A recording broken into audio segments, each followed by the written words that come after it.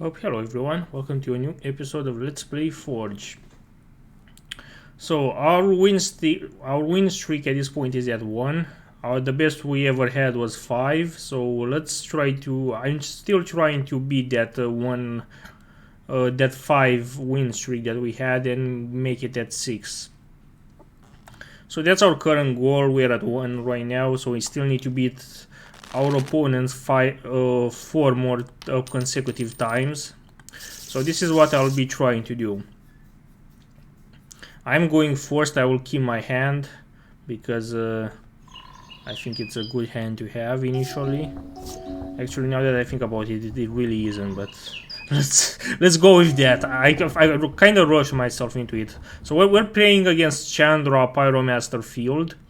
And Chandra is now summoning a Pathmaker Initiate, which is a 2/1 human wizard creature, which when tapped can allow him to target a creature with power of 2 or less, and that creature will not be blocked that turn.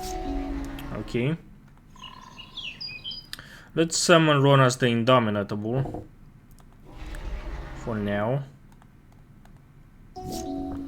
So he will attack us with Pathmaker Initiate because we cannot use Ronas to block him because we need a creature of power of 4 or greater to use him, which I will bring onto the field using Quarry Hauler right now.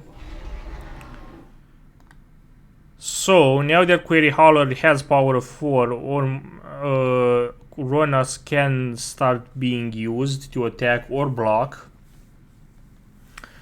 So let's use him to attack him.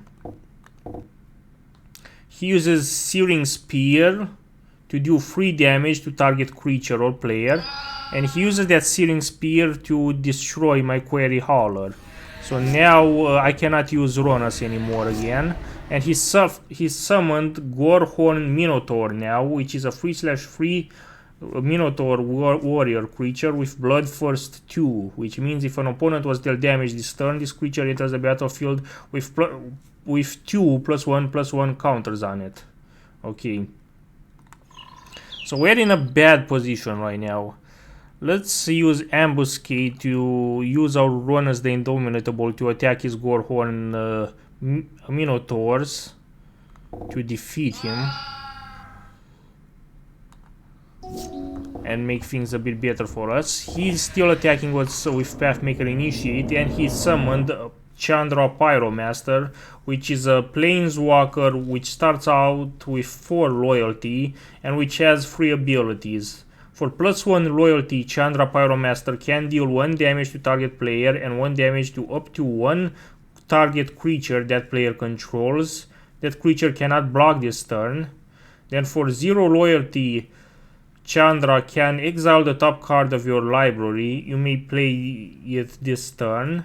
And for -7 loyalty, exile the top 10 cards of your library. Choose an instant or sorcery card exiled this way and copy it 3 times. You may cast the copies without paying their mana costs. That's not that amazing, honestly. Let's use Ambuscade with Ronas the Indomitable to destroy his Pathmaker Initiate. Let's also summon Bitterblade Warrior. So now things are working inside pretty well. He's casting Volcanic Geyser, which is an instant, so that Volcanic Geyser deals X damage to target creature or player, where X is the amount of mana cost which he paid. In this case, X is 2, so he can do 2 damage to me or my creatures. And he did 2 damage to my Bitterblade Warrior, effectively killing him. And he also summoned Stormblood Berserker, which is a 1/1 human berserker creature with Bloodthirst 1. With Bloodthirst 2, sorry, and with Menace. So from this point on, he can attack us with that creature, and there's nothing we can do about it. So he's attacking us with Stormblood Berserker. Let's block him with Giant Spider from this point on, because I want to be able to do that. He casts Fiery Fall, which deals 5 damage to target creature. And it destroyed my Giant Spider. And now he summoned Battle Rattle Shaman, which is a 2/2 Goblin Shaman creature with the effect of, at the beginning of combat on your turn, you may have target creature get +2/+0 until the end of turn. And he also enchanted it with Hammer Hand, which is an aura enchantment card, which allows him to enchant a creature, and which, when Hammer Hand enters the battlefield, target creature cannot block this turn. Enchanted creature gets +1/+1 and has haste. Okay. So he's attacking me with both of those.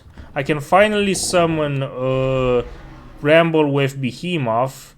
And now I can finally attack him with Ronas the Indomitable, which is quite useful. Let's summon another Giant Spider.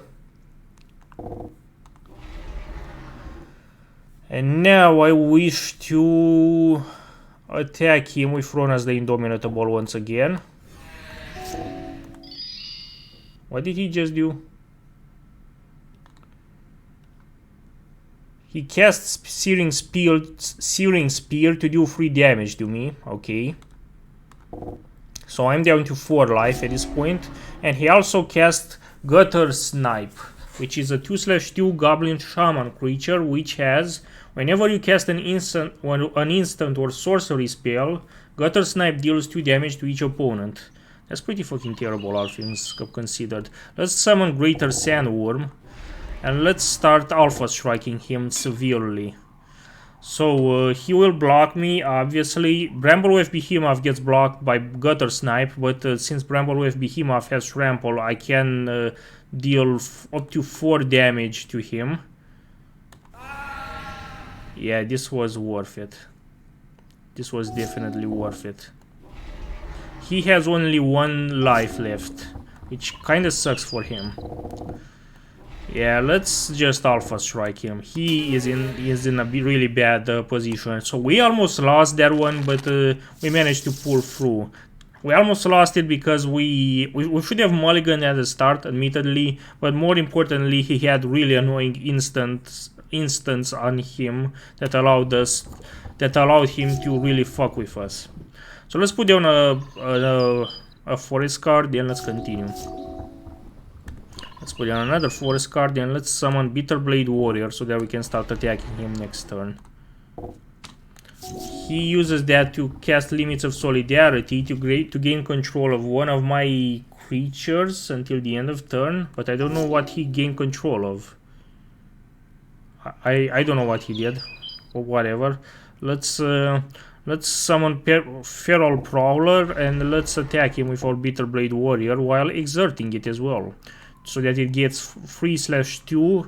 So with his free power we do 3 damage to him. So from 20 he goes down to 17 life.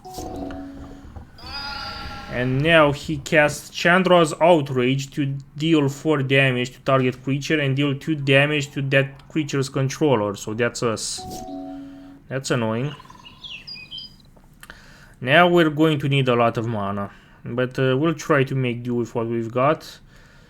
Let's attack him with Feral Prowler, sorry. That will do 1 damage to him, so he's down to 16 life now. He summoned Chandra Pyromaster again now, but I don't think that will do him much good. Let's attack him with Feral Prowler once again. So now he's down to 15 life. And he summoned Torchling, which is a 3/3 shapeshifter creature, which has for 1 red mana untap Torchling, for 1 red mana target creature blocks Torchling this turn if able, for 1 red mana change the target of target spell that targets only Torchling, from 1 mana of any kind Torchling gets +1/-1 until the end of turn. Or for 1 mana of any kind, Torturing gets -1/+1 until the end of turn. Interesting. Let's summon Bramblewave Behemoth finally. And let's end our turn. He summons Pathmaker Initiate. Okay. 2 Pathmaker Initiates and a Grim Lavamancer, which has for 1 red mana and for tapping it, exile 2 cards from your graveyard. If you do so, Grim Lavamancer deals 2 damage to target creature or player. Okay, that's fine. Let's summon a Greater Sandworm, because we can. And now let's attack him with Bramblewave Behemoth to do 6 damage to him. So right now he's at 9 life.